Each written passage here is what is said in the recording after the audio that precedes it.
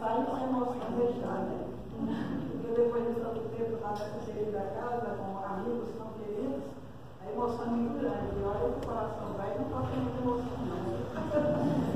Então, que Jesus nos abençoe e que Ele nos inspire para passar a mensagem da noite de hoje, apesar, mais uma vez, da grande emoção. Aqui já está ligado? Já está, né? Então, hoje nós vamos ver o tema.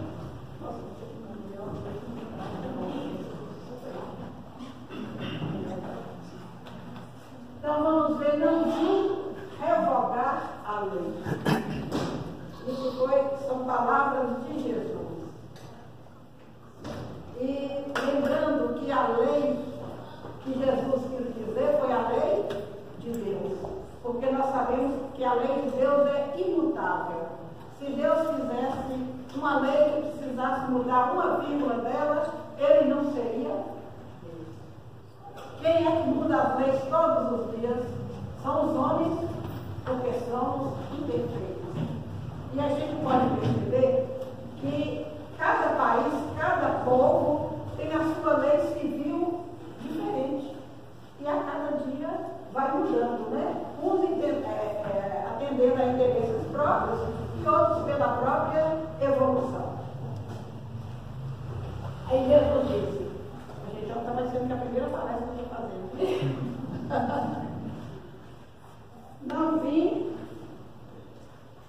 Não pensei que vim revogar as leis ou os profetas. Não vim para revogá-los, mas para completá-los. A lei de Deus está inserida onde? Nos 10 mandamentos.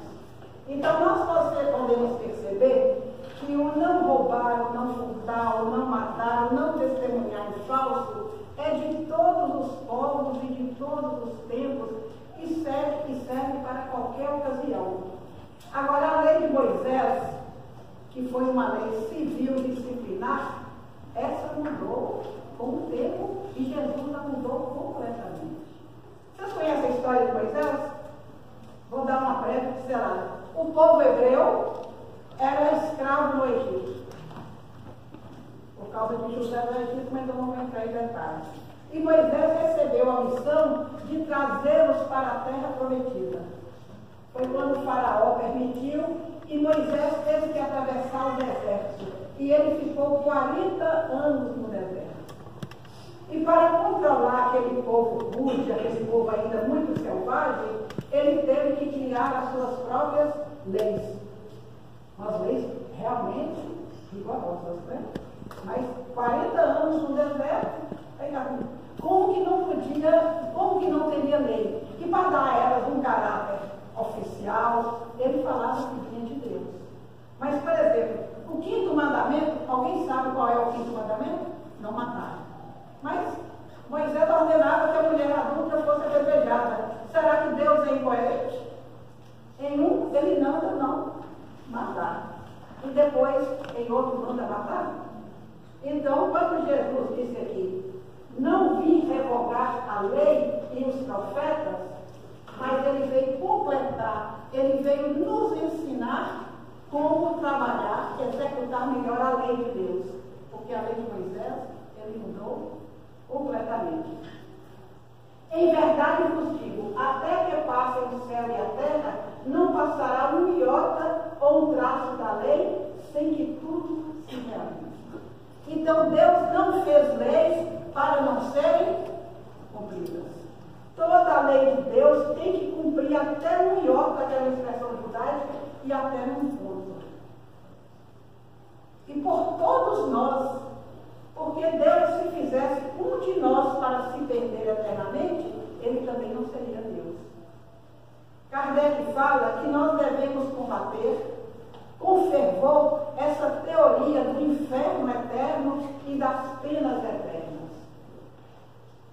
Porque não tem cabimento Deus, que tudo sabe, nos fazer para nos punir eternamente. Nós vamos ver isso aqui, o porquê disso. A lei de Talião. Vocês conhecem a lei de Talião? Olho por olho e dente por dente. Então, Talião, a lei de Talião, latim, lex talionis, quer dizer lei de talho, tal idêntico. Então, a lei de Talião, ela previa um castigo proporcional ao erro. Já foi um avanço, porque o olho por olho, se eu furo o olho dele, ele fura o olho meu, está mais ou menos dentro da justiça. É justo.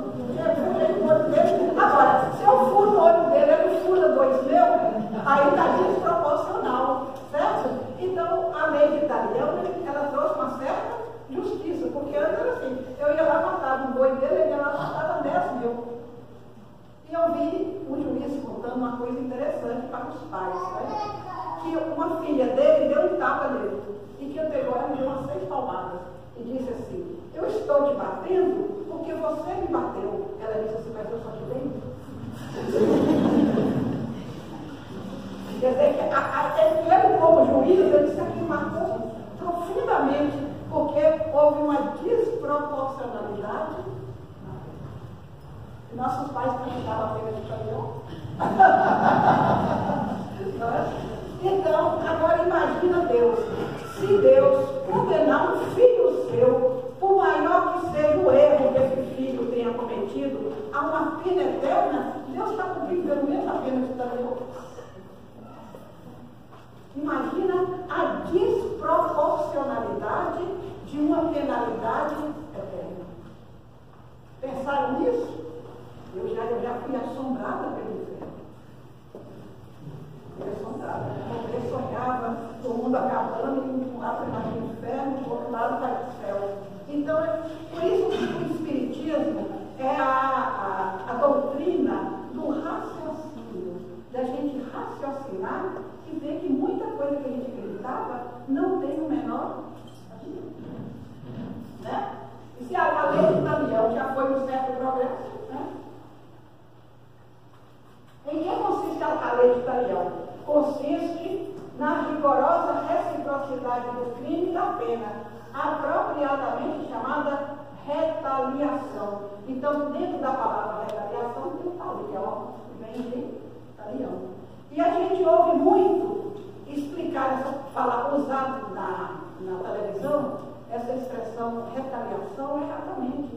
A gente vê falar assim, um palestino matou 2 judeus, e aí Israel, em retaliação, bombardeou e matou um tanto. Está indo além da pena, gente? E a gente via, não sei se vocês já tiveram notícia, lá em Exu, Pernambuco, a terra de Luiz Gonzaga, ficou anos e anos, matavam um da família, aí o vinha matava um. Isso ficou anos, até que Luiz Gonzaga interferiu e cessou. Então nós percebemos o seguinte, como eu disse, se eu furo o olho dele, ele fura o meu, nós estamos dentro da roda da justiça. Aí ele fura o outro meu, eu vou pro dele. Aí eu quebra meu braço, eu quebro outro braço. Quando é que isso vai ter fim? Quando entrar o que Jesus trouxe, o que Jesus trouxe? O amor. O amor cessa essa roda da justiça. Aí você perdoa, alivia e a paz reina no mundo. Mas, e a gente usa essa justiça, né? Ele falou mal de mim, eu falo mal dele pro outro. Aí o outro conta para ele, fica contando e cria inimizade, e destrói famílias, e só cessa quando o amor. Então Moisés, ele trouxe a justiça, pelo menos tentou trazer a justiça através do olho por olho e por dentro, para que as penas não extrapolassem. Aí Jesus chegou e falou, vocês não vão ter paz, o mundo não vai ser feliz enquanto o amor não puser fim a essa roda da justiça. Quantas brigas, anos a fio, quantas vinganças, tudo por falta do amor. Então Moisés foi a primeira grande revelação de Deus para os homens. Ele teve pequenas revelações, simbolizando a justiça. Porque antes era o quê? O direito da força. E Moisés tentou trazer a força do direito. Mas até hoje ainda existe muita, eu não digo retaliação, punição desproporcional. Muita de atitudes, e por aí vai, né? Então, retaliar quer dizer que é a mesma coisa. Infligir um castigo análogo ao recebido. Quer dizer, um castigo semelhante ao recebido, que é mais ou menos isso. Eu tive vendo um vídeo até de pastor. Um pastor que falava, contava um caso com muita delicadeza sobre uma filha dele, que dá o nome de Kelvinha. Ele disse que por volta de 1970 ele não tinha carro. E surgiu a oportunidade de ele comprar um Fusca novinho. Aí ele disse que comprou e vai para casa muito feliz no dia de sábado, mas antes de chegar em casa ele teve que parar o carro para resolver determinadas coisas. E ele disse que parou e foi. Mas quando ele voltou, ele não percebeu que o carro ele tinha parado perto de uma construção que estava sendo chapiscada. Aí o carro ficou todo chapiscado. Ele disse, eu vou para casa, vou ver o que eu faço. Ele disse que chegou em casa, tentou tirar, não conseguiu. Como era um sábado, ele falou assim, eu vou dormir. E segunda-feira eu vou lá na oficina ver o que eu faço. Ele disse que está dormindo e em um determinado momento, ele percebeu que essa filha dele, que dá o nome de Kelvinha, estava doida que ela acordasse. Uma hora ela não aguentou e chamou, pai, pai. Aí ele levantou e ela falou, ela com a prima dele, que dá o nome de Ideinha, e disse assim, pai, eu e Ideinha limpamos seu carro. Como o senhor limpou, pai? Nós pegamos uma faca de cozinha.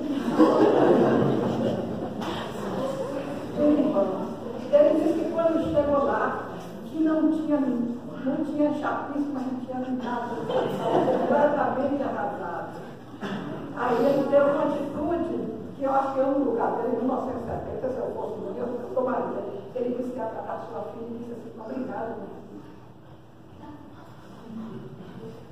E ele disse que, muitos anos depois, ele se tornou, muito, assim, era o companheiro dela, e que ela era uma menina muito prestativa, que ela disse assim, pai, aquilo que você me falou, agora que eu entendo que é uma pintura de carro, aquilo que o senhor falou mudou tanto a nossa relação.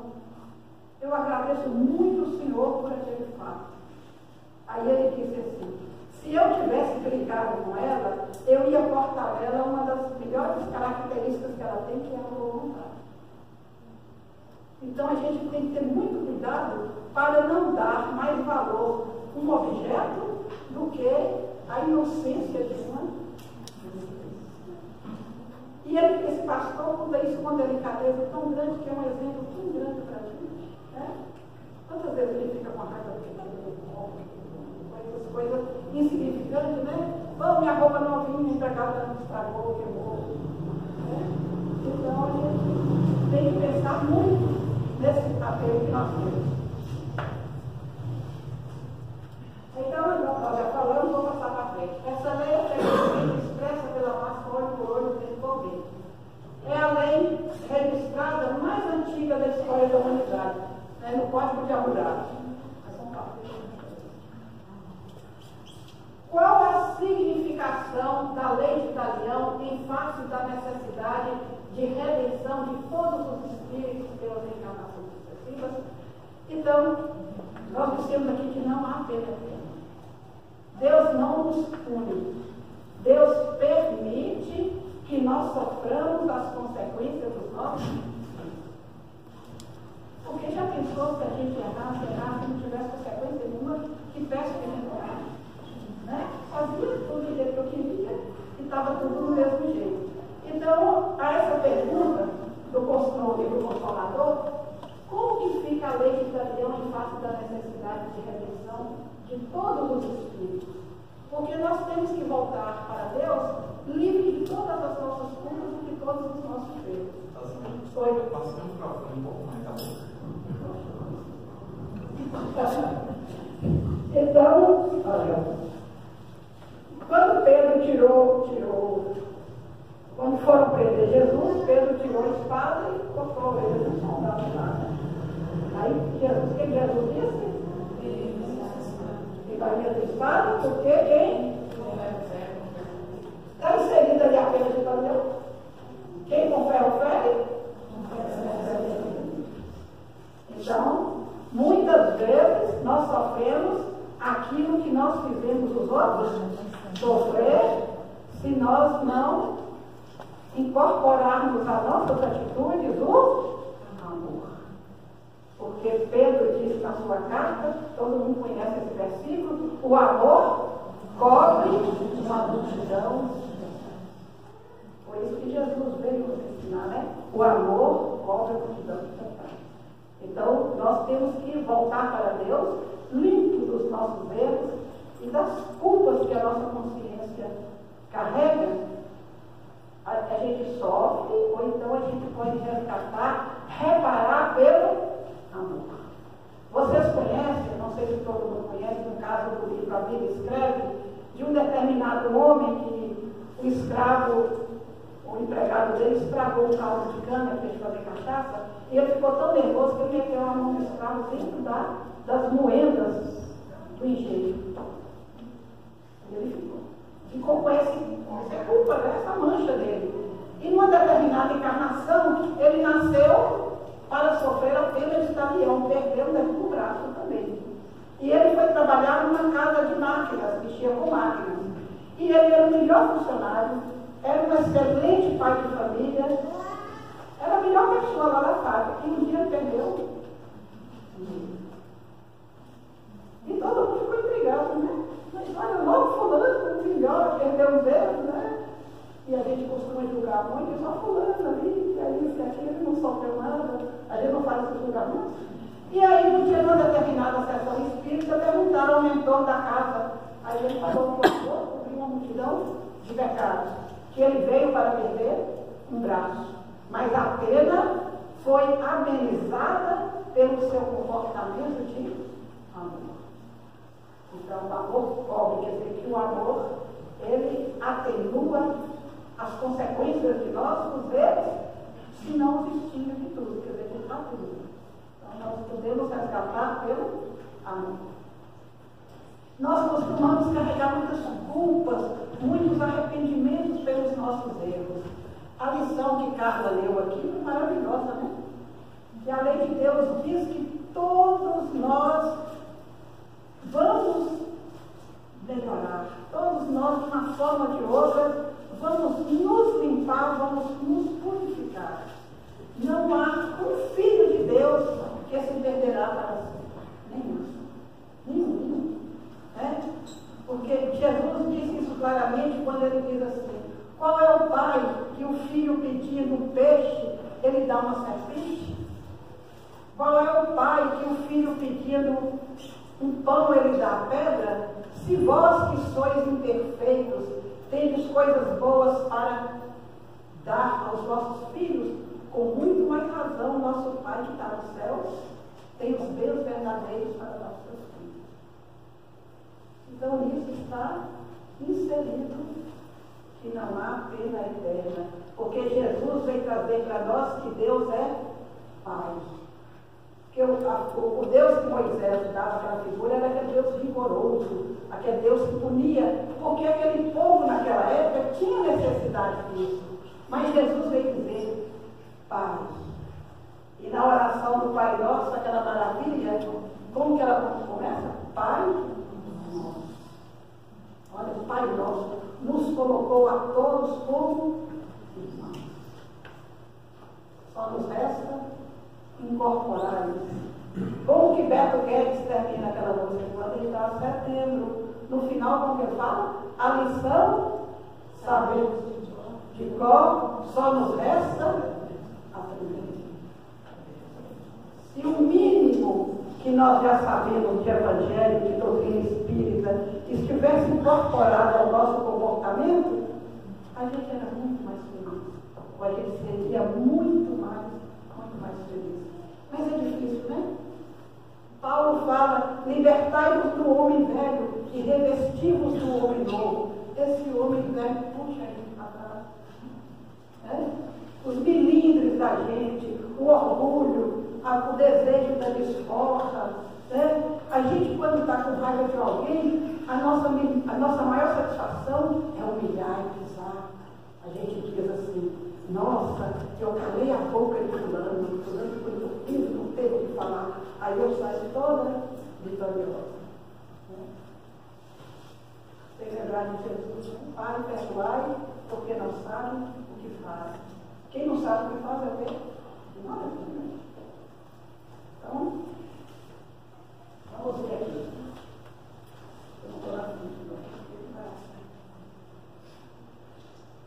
A lei de talião prevalece para todos os espíritos, olha que beleza de resposta, que não edificaram ainda, vamos gravar bem esses nomes, ainda o santuário de amor nos corações e que representam quase a totalidade dos seres humanos. Então, nós sofremos essa pena de talião, quem confere, será ferido, porque nós ainda não edificamos ainda o santuário de amor nos corações. Por isso que nós precisamos passar pelo que nós infligimos aos outros, para a gente sentir amor que o outro sente. Aí nós vemos a inutilidade dos preconceitos. Quando eu acho que uma pessoa é inferior a mim por causa da cor da pele, eu relaxo depois mais naquela coisa. Quando eu acho que eu sou superior a alguém porque eu detenho muita riqueza, eu tenho que aprender o que é ser pobre, o que é pedir esmola, o que é, para eu poder aprender. Quando eu ainda não edifiquei o santuário de amor no coração. Não é muito bonito isso, gente? É uma maravilha. Eu falo assim, que eu tenho um amor tão grande pela doutrina espírita, por causa dessa abertura de cabeça, essa abertura de mente, que nos faz entender o porquê de tudo que nós passamos. Né? Tudo tem uma razão de ser, tudo tem uma causa. E nós somos o seguinte, que nós falamos muito, Deus é justo. Correto. Mas na hora que eu passo alguma coisa, mas por que comigo? Não estou sendo incoerente? A gente ora, quantos Pai Nossos, cada um de nós aqui não orou, seja feita a vossa vontade. E olha que a vontade de Deus é feita, o que acontece? Ai, meu Deus, eu não mereço isso, por que eu estou passando por isso? Então, nós ainda somos muito incoerentes com o que nós temos aqui, mas não temos ainda no coração. Né? Moisés transmitiu ao mundo a lei definitiva. Ele deu à terra as bases da lei divina e imutável, mas não toda a lei integral e definitiva. Aqui em relação aos 10 mandamentos. Ele trouxe um geral, né? Que Jesus veio desenvolver, que Jesus veio completar. Por isso que Jesus disse, eu não vim revogar a lei, eu vim completá-la, quer dizer, eu vim ensinar a vocês como que se cumpre essa lei. Os homens receberão sempre as revelações divinas de acordo com a sua posição evolutiva. Nós podemos ensinar uma teoria de física para uma criança de 5 anos? Não. As revelações, nem para mim pode. As revelações são sempre gradativas de acordo com a possibilidade da pessoa entender. Emmanuel tem uma passagem belíssima, ele explicando aquilo que uma pessoa, aquele que recebeu os talentos, houve um que enterrou, porque ficou com medo.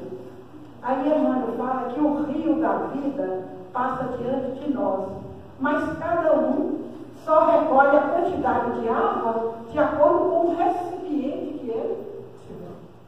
Então, se eu tiver um recipiente desse tamanho, eu vou colher só um pouquinho de água. Se eu tiver um tanque aí grande, eu vou encher. Então, por isso, gente, que nós não podemos criticar religião nenhuma, modo de pensar de ninguém, porque cada um recolhe a água das bênçãos de Deus e do rio da vida de acordo com o recipiente de que se faz portador. Então, quando Deus deu um talento para um, ele não exigiu que ele multiplicasse por mil, não, mas que ele multiplicasse de acordo com as suas possibilidades. Né? Chico fala que Deus não exige que a gente escale o Monte Everest, mas o que está dentro da nossa possibilidade, a gente deve se esforçar por fazer.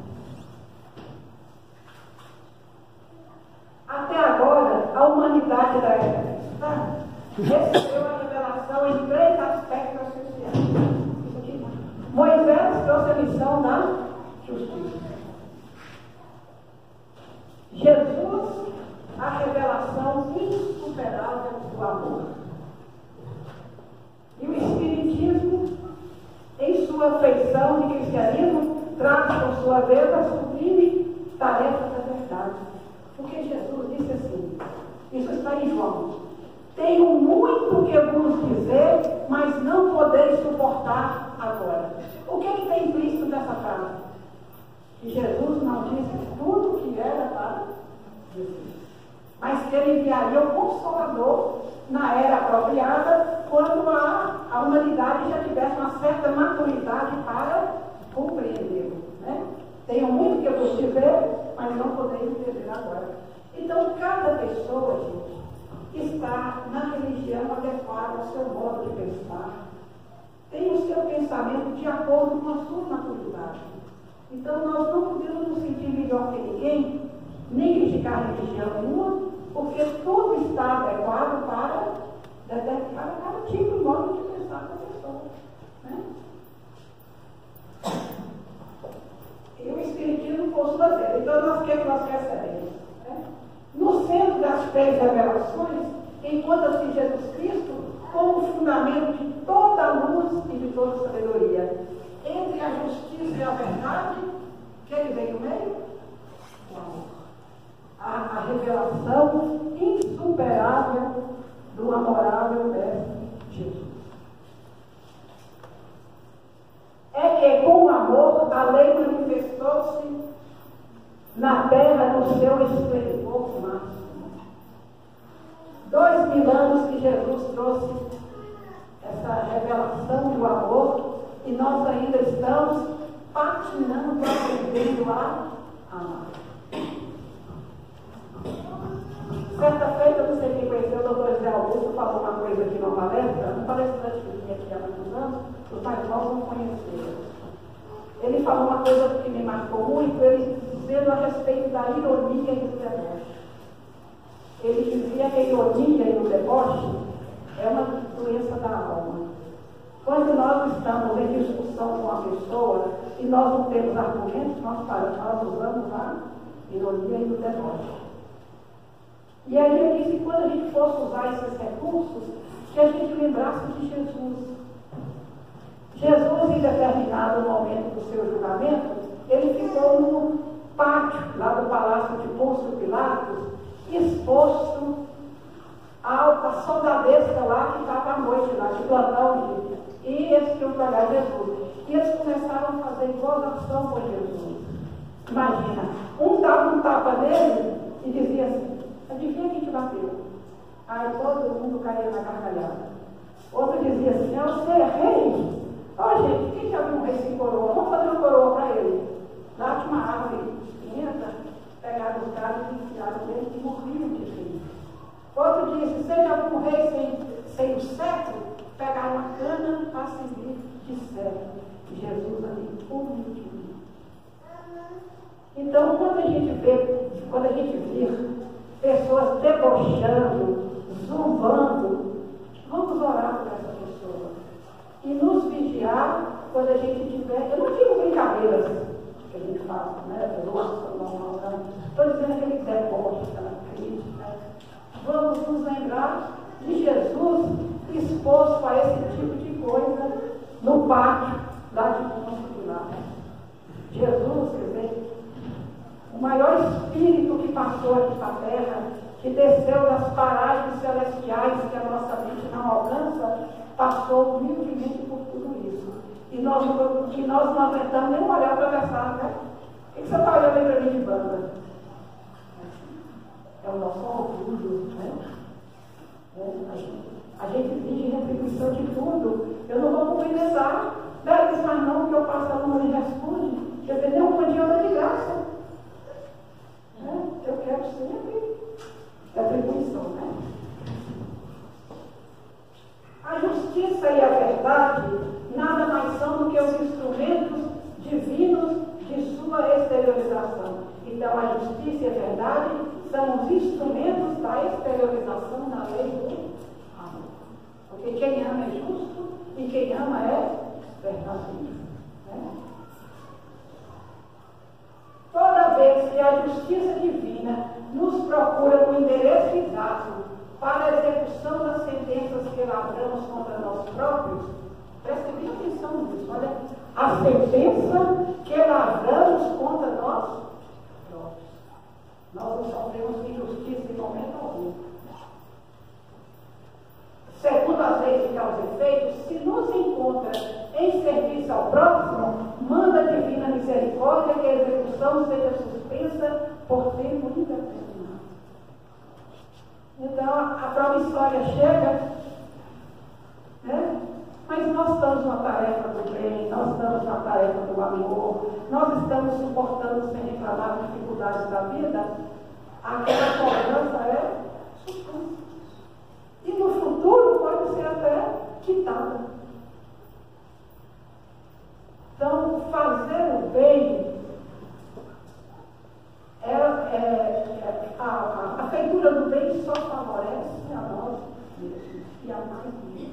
Por mais que eu ache que estou fazendo bem para alguém, eu estou fazendo mais para mim mesmo. E por mais que eu ache que eu estou fazendo mal para alguém, eu estou fazendo mais para mim mesmo. Por mais que eu prefira uma lâmpada nos ilumina, quem é o primeiro a se iluminar? A lâmpada só se ilumina se ela se iluminar. Então, quando eu emito um pensamento bom para alguém, eu estou me iluminando primeiro. Quando eu emito um pensamento trevoso para alguém de ódio, eu estou me iluminando espiritualmente. Então, essas coisas que a gente já sabe que está aqui, a gente tem que aprender para o nosso próprio bem, aí incorporando isso à nossa vida. É fácil? Não é, porque o nosso orgulho, né? Essas mazelas que ainda nós trazemos na unidade nos atrapalham muito. Mas a gente tem que ir marchando para frente, né? Que eu devo hoje, né? Eu devo hoje. Aqui tem um texto belíssimo, do capítulo 14 dessa obra maravilhosa. Vocês já leram a Boa Nova de Betânia? Então, no capítulo 14, tem Jesus, quando recebeu Nicodemos, vocês conhecem, né? Nicodemos procurou Jesus à noite, certamente para que os outros não vissem, ele admirava Jesus, para falar com Jesus, que ele era um grande enviado, porque ninguém faria o que ele faz, se não fosse um grande enviado. Aí Jesus disse a ele: em verdade eu vos digo, se não nasceres de novo, não vereis o reino de Deus. Gente, vamos analisar por nós mesmos, como vocês falaram, cada um pense dentro de si mesmo. Se nós vivemos aqui uma vida longa, de 90 anos, será que a gente tem condição de ter uma vida plena de amor, de harmonia com todos, com a natureza, com os irmãos, não ter orgulho, não ter raiva, não ter inveja? Será que tem condição? Não ter milindre? O que vocês acham? Muito lindo. No meu caso é possível, os seus eu não sei, né? Então, se não nasceres de novo, não vereis o reino dos céus. A doutrina espírita diz que o que nós sofremos? Nós sofremos o ciúme que nós somos portadores. Gente, há uma coisa mais que atormenta mais a pessoa do que o ciúme? Quem é muito ciumento pode ter o reino dos céus instalado dentro de si? Porque o ciumento vive de suspeita, né? Então, o ciumento vive com o tormento dentro de si. E o reino dos céus está dentro de nós. Uma pessoa invejosa tem sucesso? E vamos analisar um pouco o que é a inveja. Porque às vezes a gente acha muito outro invejoso, a gente tem que olhar se a gente é invejoso. Porque às vezes nós temos inveja e não sabemos o que temos. Gente, tudo que o outro tem, tudo que o outro consegue, e nos dá um encontro aqui no plexo solar, é inveja. Aí a gente fala assim, por exemplo, fulano ali passou no primeiro lugar no vestibular, eu não passei. Aí eu vou falar assim, mas eu trabalho o dia inteiro, ela teve tempo de folga para estudar, mas eu não tive. Você entende, viu? Quando a gente desfaz de qualquer vitória do outro, é inveja. Porque às vezes a gente fala assim, fulano é invejoso. Por exemplo, se eu vejo uma coisa bonita na sua casa, eu chego lá, tenho uma ideia, eu falo, mas que legal, porque eu vou fazer isso na minha casa. Isso não é inveja. É até uma homenagem ao bom gosto do outro. Né? Mas se eu digo assim, se ele tem, eu posso ter também.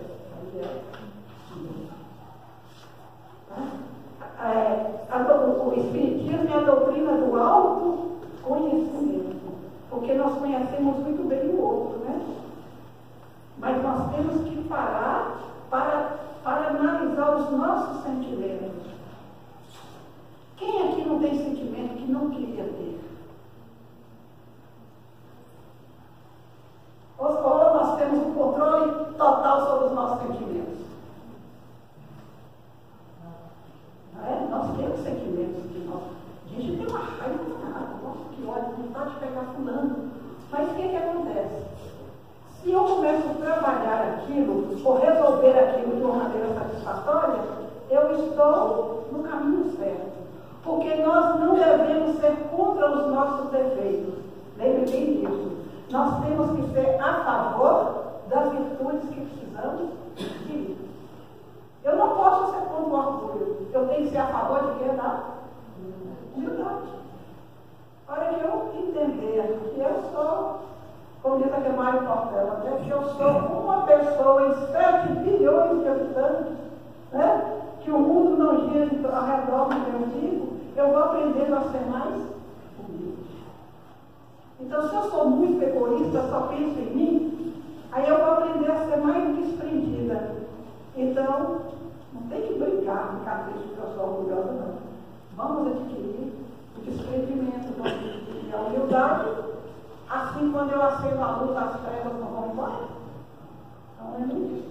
E aí, os discípulos, Tiago, estavam com Jesus, e Jesus dá essa explicação brilhante. Jesus diz o seguinte: quem chegar em casa viu a lição 14 do Boa Nova, não esqueçam. Coloca o amor acima da justiça do mundo, e tem ensinado que só ele cobre a multidão de pecados. Então, coloca o amor acima da justiça do mundo. É o que eu disse. A roda da justiça tem que ser parada pela lei do amor. Senão não tem. Se nos prendermos à lei de Italião, somos obrigados a reconhecer que onde existe um assassino, haverá mais tarde um homem que necessita ser assassinado. Alguém já perguntou para você assim, mas como é que fica? Uma pessoa matou alguém, aí ele vai precisar ser morto por outro. E esse que o matou, por sua vez, vai precisar ser morto por outro. Isso não vai ter fim? Alguém já recebeu essa pergunta aqui? Senão a gente vai ficar pensando eternamente nisso. Então, isso tem fim quando o Espírito for entender que o amor cobre uma multidão de pecados. Vocês conhecem aquela lição que eu esqueci de Josué? De um chefe que despediu um empregado muito mal educadamente. O empregado chegou em casa, escreveu uma carta desaforada, postou no ódio dele e mandou para o chefe. E o chefe chegou, saiu para a rua danado, chegou em casa, não, o chefe não, o empregado, chegou em casa com muita raiva e chutou o cachorro. E brigou com a empregada porque a comida não saiu do jeito que ele queria. E virou aquela maior confusão e o cachorro saiu com raiva e mordeu alguém na rua, que foi lindo, né? Foi igual com o velhinho. Aí, até que a mãe o abraçou e disse: "Oh, meu filho, acalma, as coisas passam, vamos resolver isso com calma." Então, aquele rastrilho de óleo, você lembra que ele fica aí? Se vocês verem direitinho, então, aquele rastrilho de óleo foi superado pela lei do amor. Quantos de vocês aqui não já acalmaram alguém que ia fazer e acontecer? Você chega para a pessoa e diz, fulano, deixa isso. É? Não acontece muito, mas não sim. Então, se preservamos a lei italiana, somos obrigados a reconhecer que onde existe um assassino, haverá mais tarde um homem que necessita ser assassinado, e por aí vai. Não sei enfim, mas há muito amor na terra. A gente acostumou a falar muito de erro, de ódio, realmente há erro, a vingança, mas há também muito amor. Há muitas pessoas anônimas que se dedicam a fazer o bem. E há pessoas também que fazem o que São Francisco falou, né? Que são instrumentos da paz. É muito lindo agora o Senhor fazer o instrumento da paz. Onde houver ódio, que houver do amor. Você veja que está parando essa roda da justiça e da violência. Com a lei do amor, porém, compreendemos que o verdugo e a vítima são dois irmãos, filhos do mesmo Pai. Então, cada um de vocês pode lembrar agora de alguém que fez muito mal para vocês. E lembrar assim, esse alguém é meu irmão. Ele é filho de Deus. Quando passarem por um alcoólatra também na rua, olhem para ele e dizem que ele é filho de Deus. E um dia ele vai levantar e vai sair dessa situação. Se eu puder ajudar, tudo bem. Se eu não puder, eu vou ajudar com o pensamento. Mas nós passamos e nos sentimos superiores a ele. Quando vimos um criminoso, olha que a gente tem notícia de um crime na televisão, o que a gente fala? Que pensamento a gente manda para ele de desculpa e vergonha nas redes sociais? Aquilo resolve alguma coisa? Eu não vou apoiar o que aquela pessoa fez, mas pelo menos ele fala, meu Deus, tenha misericórdia da pessoa que está adquirindo um débito tão grande. A gente tem muita pena de quem está doente, aleijado, ferido, mas os aleijões da alma são muito piores. Então vamos parar de emitir essas energias que nos envolvem primeiro contra pessoas que estão no caminho da violência e que estão fazendo barbaridade. Porque isso não vai ajudar em nada. E nós emitimos muito pensamento. Por isso que precisa aumentar. Basta que ambos sintam isso para que a fraternidade divina afaste os fantasmas cristãos e o sofrimento. Então, para cada um de nós que está aqui nesse momento, nessa assembleia, nessa casa abençoada, lembre de uma pessoa, de duas, que vocês têm uma mágoa danada. E ficam assim, ele é filho de Deus, como eu também sou filho de Deus. Por que essa mágoa? Se eu também já errei tanto.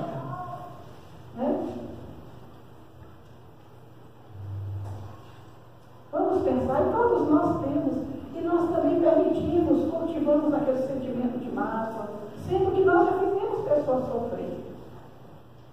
Haroldo, que é um palestrante espírita, não sei se todos conhecem, Haroldo Dias, que não sei se todos conhecem, é um palestrante excelente, eu até publiquei no Facebook, ele diz o seguinte, que nós, na nossa família, no nosso trabalho, no nosso grupo familiar, quem aqui convive com anjo? Levanta o dedo.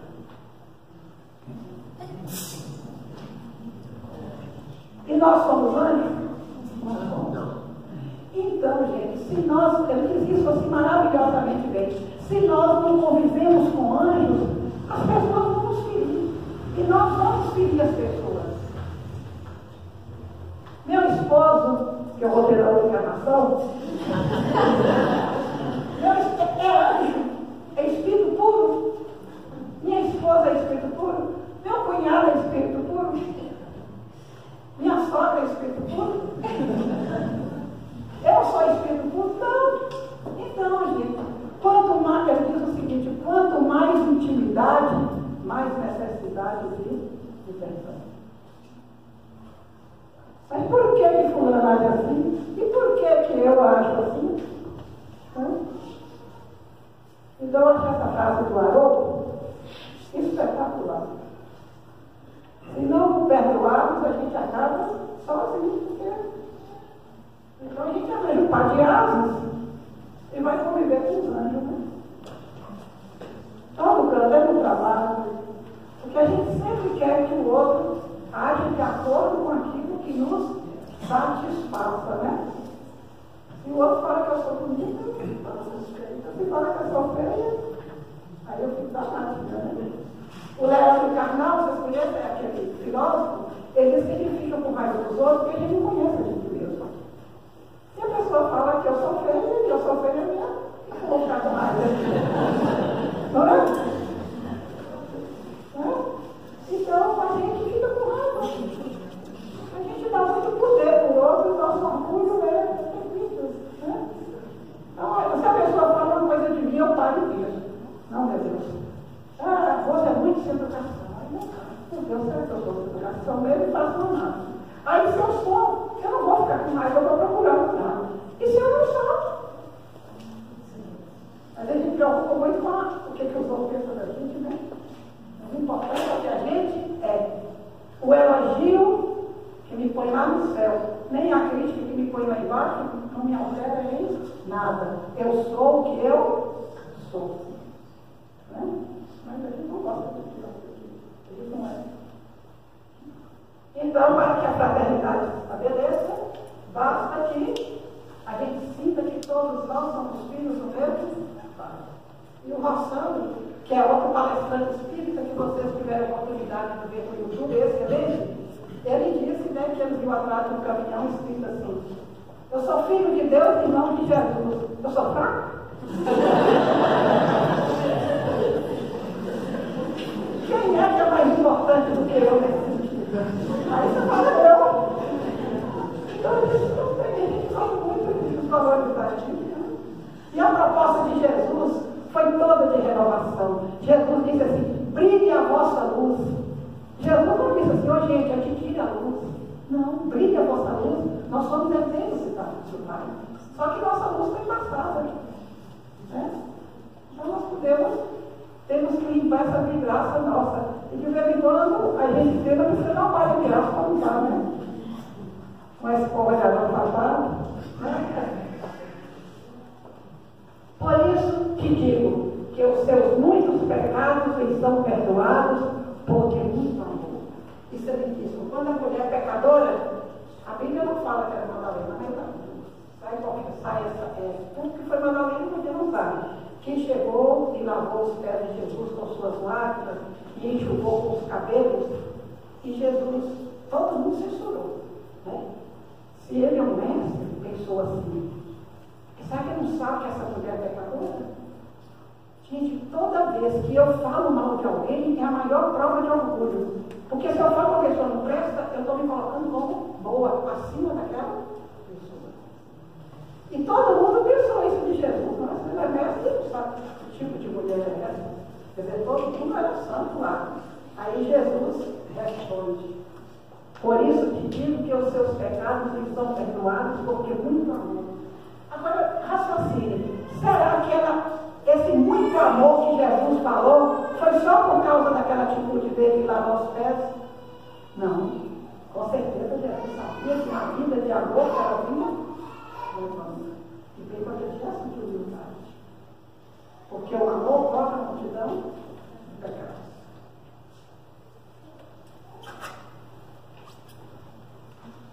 Isso aqui é ótimo. Definição de pecado. Pecado. Quem lembra que ele dava uma linha no pé que quando começava a crescer e murchava, o que ele falava? A manga pegou. Quer dizer que ela pegou, ela não teve o desenvolvimento que deveria ter. Meu filho em casa era feio. Não sei porquê, acho que eu não cresci. Olha, pecado em hebraico significa errar o alvo, mudar de direção. Olha que interessante. Em grego, significa pecado é sair da rota,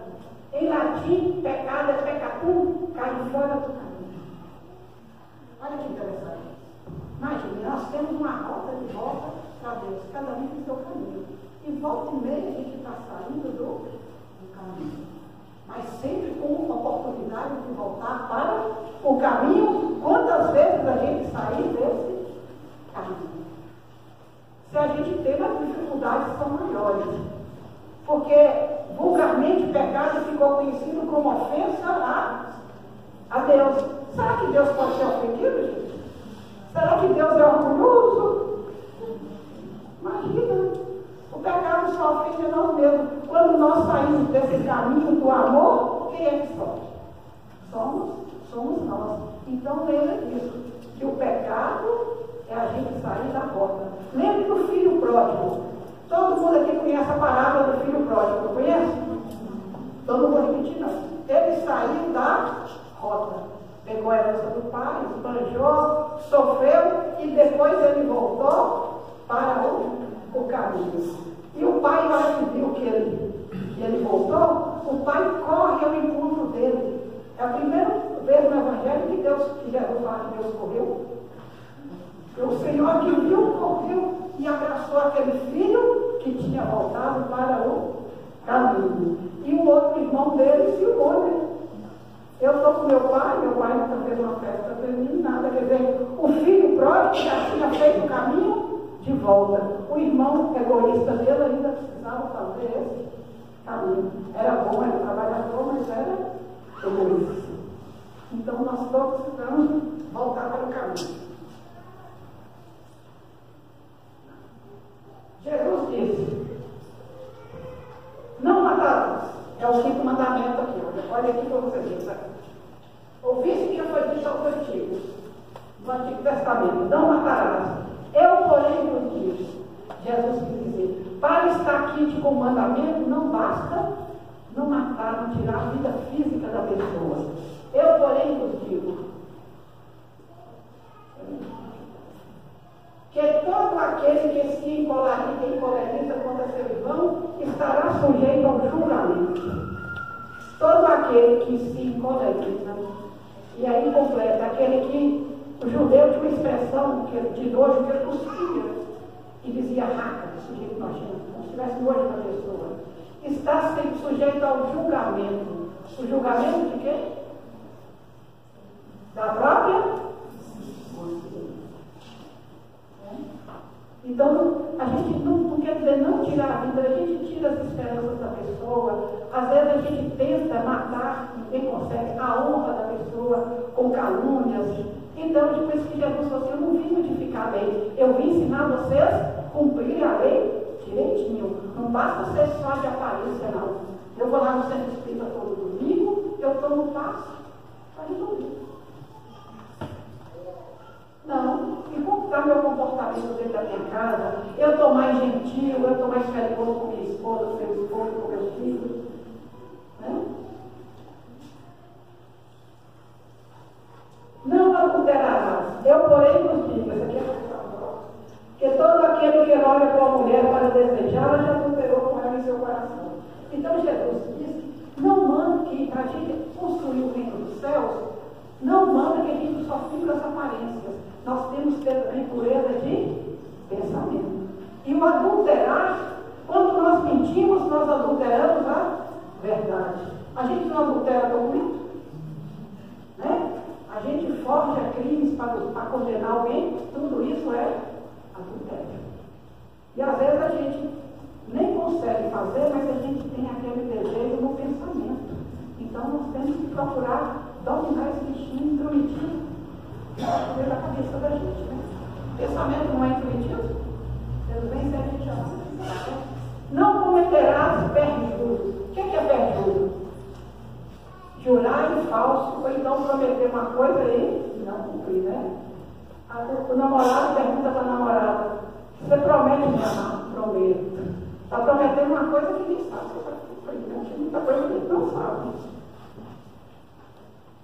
Não cometereis perjúrio. Eu, porém, vos digo, para não jurar de modo algum, nem pelo céu, nem pela terra, nem por Jerusalém. E Jesus completa: se eu dizer seja sim, sim, não, não. A gente, quando era criança, né, falava assim: você jura que isso é verdade? Eu quero ver minha mãe mortinha.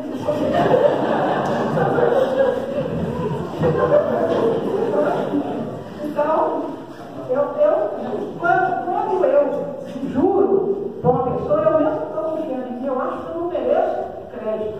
E se eu quiser, seria assim, não, agora está passando, né? Ouviste o que foi dito, olho por olho, dente por dente. Esse aqui já é de Moisés. Jesus modificou completamente. Eu, porém, vos digo, não se opor ao mal, pelo contrário, que todo que te bater na face direita, dá-lhe também a outra. Não se opor ao mal não é deixar a pessoa fazer o que quer comigo, o que quiser, não. Não se opor ao mal, quando a pessoa fala mal de você, você cria uma resistência. Não, agora me paga, eu vou provar, eu queria aquela coisa. Você cria uma barreira interior negativa contra o mal. Porque não se opor ao mal é eu deixar que o mal dilua por si mesmo. Não tem uma música que fala que tudo que não presta morre por si mesmo? E a verdade sempre aparece. Passa tempo, passa ano, as coisas sempre são esclarecidas. Amarás o teu próximo e odiarás o teu inimigo. Eu, porém, vos digo. Amarás, eu, porém, vos digo. Amai os vossos inimigos, orai que pelos que vos caluniam, para que vos torneis filhos de vosso Pai. Orai por aqueles que vos caluniam. Quando você orar com a pessoa que te caluniou, você liberta do mal. Não é por causa do outro, não é por causa de você. Perdoar é um ato de inteligência. Porque quando você está com ódio, você dorme com o inimigo, você come com ele. Diz que o inimigo ocupa mais tempo na nossa cabeça do que o amigo no coração. Quando ele está com raiva de alguém, ele não sai da cabeça da gente, né? Então vamos para bem. Então é isso, gente. Todo bem que a gente fizer, nós o fazemos para nós. Vamos sempre lembrar disso. As leis de Deus são perfeitas e jamais se modificam. Deus não se engana. Os homens é que são obrigados a modificar as leis por serem perfeitas, mas as leis de Deus são perfeitas. A harmonia que rege o universo material e o universo moral se baseia em leis estabelecidas por Deus desde toda a eternidade. Já pensou se a Terra resolvesse girar ao lado? Ele fala assim, a Terra cai aonde? Né? Ama a Deus, servir ao semelhante, orador, sem distinção de pessoas. Faz o bem como estiveres, onde estejas, e tanto quanto possas, na paz da consciência tranquila. Nisso reside a essência da vida divina. O resto é interpretação. Eu acho que o maior bem que a gente pode conseguir é a paz. Aquela paz que nos dá a certeza do dever bem cumprido. 2 minutos, alguém quer comentar alguma coisa? Falar alguma coisa? O livro é luz no lar. Oi? O livro daquela história é luz no lar. Luz no lar, né? Depois eu vou procurar gente. Luz, aquela do rastro de ordem, não vai. Né? Quantas vezes o marido chega em casa com o pai no serviço e a mulher não pode nem olhar para essa frente e já está brigando. Não está isso. Não é assim? A gente é uma alegria muito grande estar aqui com vocês, viu? Eu agradeço a Deus essa oportunidade. Tem 5 anos que eu vim aqui, nessa casa bendita, que muito me tem ajudado, e só de rever amigos queridos e outros que apareceram aqui na casa, ver a juventude aqui trabalhando, eu tenho notícias de lá, é para mim um motivo de muita alegria. Ver como que a doutrina espírita está prosperando, né? E que cada dia cresça mais em nós esse amor por essa causa que tanto tem aberto as nossas consciências, porque a doutrina espírita, agora que a gente tem a oportunidade com o YouTube, principalmente, de ver palestras maravilhosas, é uma verdadeira faculdade que nós temos de graça, sem pagar um centavo, né? São palestrantes excelentes e que Deus nos abençoe a todos. Muito obrigada. Nessa casa, daí uma palestra. Então, hoje o nosso tema é de gratidão e de amor. Agora nós vamos passar para a parte dos passos e vou pedir para a Elsa fazer a prece final para completar esse ciclo de líderes, irmãos, com gentileza, fazer a prece. Obrigada.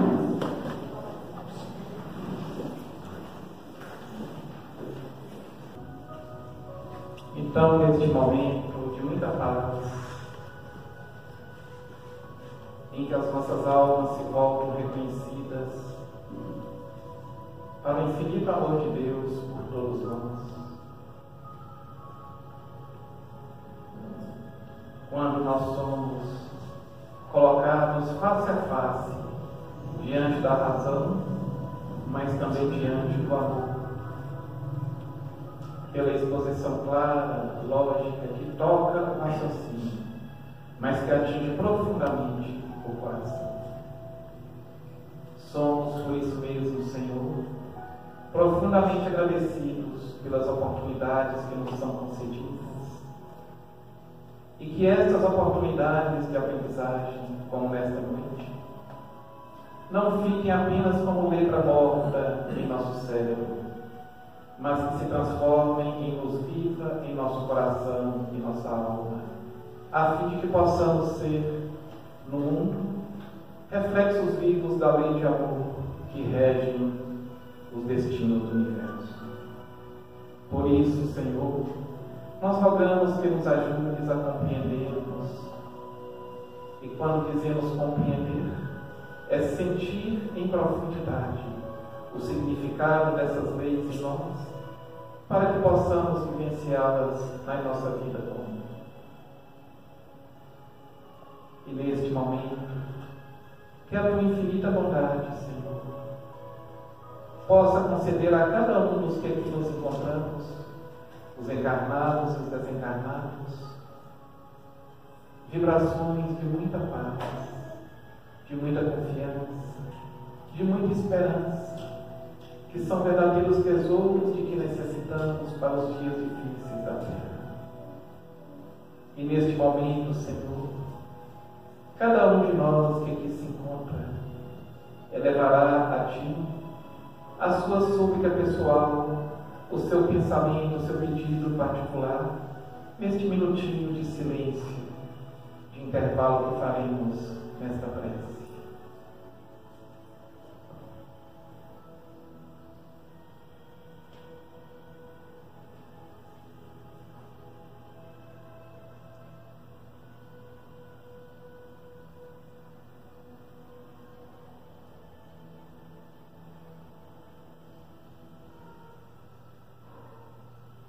E deixemos que o nosso coração agradecido, que emite vibrações sublimadas nesse momento, que essas vibrações expressem ao Criador da nossa sincera alegria, da nossa sincera gratidão, da nossa esperança real, que são valores eternos da nossa.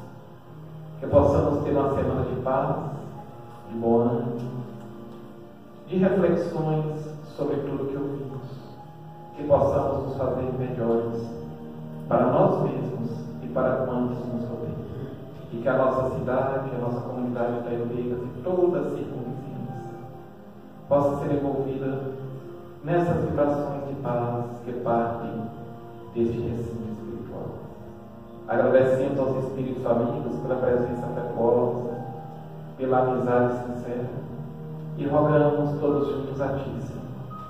Sejam todos nós, hoje e sempre, mas ajuda-nos principalmente, já que és sempre conosco, a sermos nós, sim, contigo, adaptando as Tuas leis à nossa vida, hoje e sempre, que assim seja.